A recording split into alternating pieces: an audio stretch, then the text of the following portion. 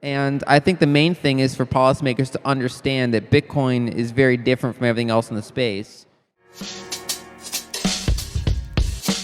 Lyn Alden, one of the brightest names in the crypto world, discussed that how Bitcoin enjoys its remote usage feature in many of the countries. Unlike US dollar and many other fiat currencies that can be used in a specific country or its neighboring parts, Bitcoin has the unique feature of being acceptable all over the world. In a recent interview with Fireside channel, Bitcoin advocate Lyn Alden said that in the list of top currencies in the world, cryptocurrency holds the 5th position and explained why this is so. Watch complete video to know more about it.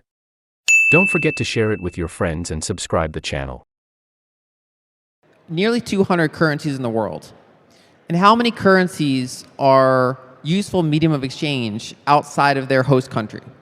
You know, like Egypt, for example, is a country of 100 million people. If I take some Egyptian pounds and I'm in New Jersey, what do I do with those Egyptian pounds? I don't even know if a bank would take them and convert them. Most banks wouldn't. It'd be very hard to actually find a way to use that to purchase anything or transfer anything outside of Egypt or outside of maybe a couple countries around Egypt. And then you can pick another example like Norway, for example. Norway is a wealthy country. If I had Norwegian currency with me in New Jersey or here in LA, what do I do with that, right? It's not accepted outside of its like enforced monopoly area. I mean, you could eventually find a way, but it's very challenging. Whereas there are some currencies like, if you go to most countries in the world and you have dollars, you could find someone to take them off your hands pretty easily. It's not that hard of a process. If you have a gold coin and you go to most countries in the world, so you can eventually find someone to take that off your hand. It's not rocket science to find someone. And we're starting to, over time, Bitcoin is becoming a top 5 or, probably top 5, definitely top 10 globally saleable money, which means that if you have Bitcoin, especially in urban centers of the world, reasonably tech-savvy areas, you can find someone to take Bitcoin off your hands a lot easier than you can for many other fiat currencies of the world. I mean, it's out of the 100+ currencies, it's getting up there, and the trend is obviously heading higher.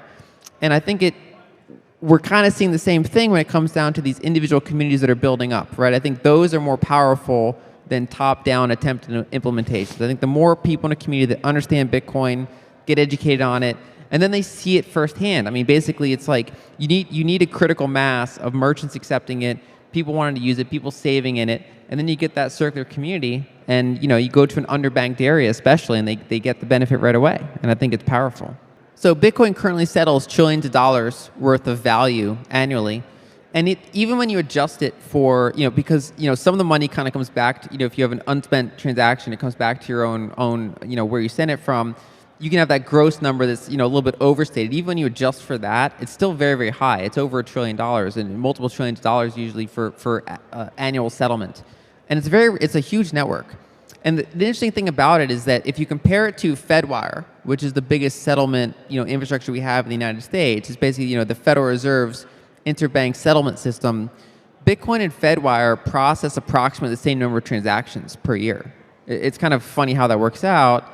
And you can kind of think of Bitcoin as the global open source version of that. And then unlike Fedwire, it has its own gold attached to it, right? So Fedwire is just settling fiat currencies that are then running on top of the Federal Reserve, whereas Bitcoin is basically a Fedwire settlement network with also its own digital gold attached to it. It's a scarce unit that is also doing that type of thing. And then the funny thing I like to point out is that, Bitcoin has had higher uptime than Fedwire.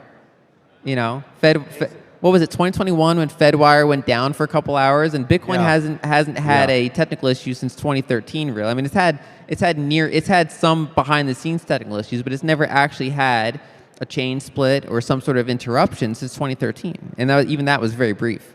I think we need more clarity from exchanges, and I would agree that, Michael gave a good talk about that. I think we need more clarity about regulation onshore.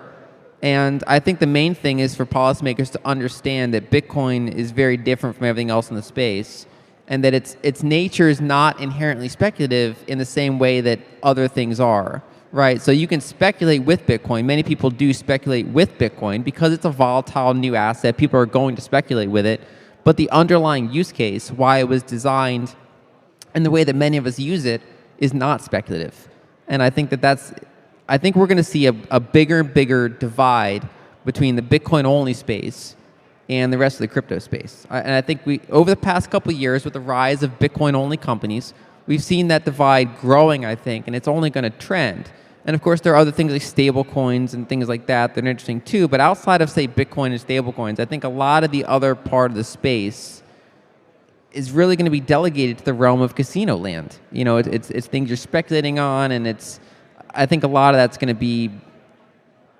I think we've kind of seen potentially, and this famous last words, I guess, but it's like we've seen, I think, the high watermark in terms of how much speculation that can happen at once in this industry.